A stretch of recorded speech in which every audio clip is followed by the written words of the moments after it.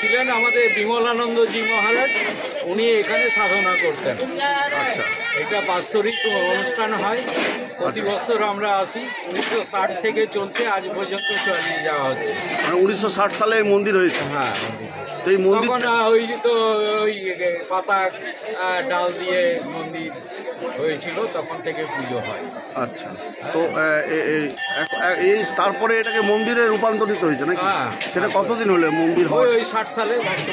মানে নিচের থেকে ওঠার যে বাবারি, কিন্তু এই যে মন্দির করা এত বড় কস্টিং বিরাট। হ্যাঁ, হাফ ব্যাগ করে সিমেন্ট নিয়ে আসতো, হাফ ব্যাগ করে বালি নিয়ে আসতো।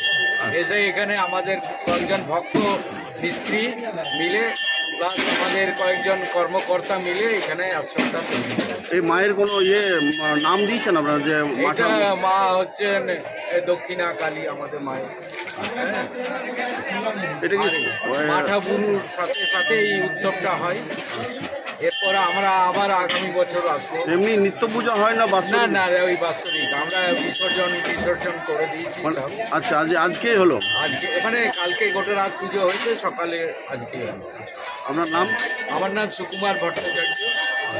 আমাদের একটা সেবা সমিতি আছে, ভক্ত বাবা স্মৃতি রক্ষা সেবা সমিতি।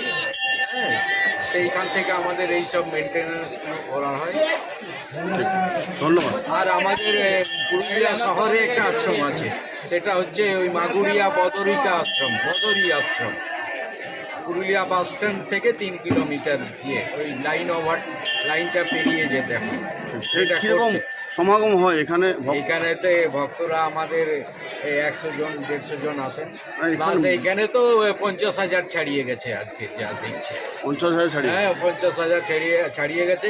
তবে লোক আসছে আবার বেরিয়ে যাচ্ছে। এখানে থাকার মতো অতটা এরিয়া জুড়ে নেই আর কি। ঠিক, ধন্যবাদ।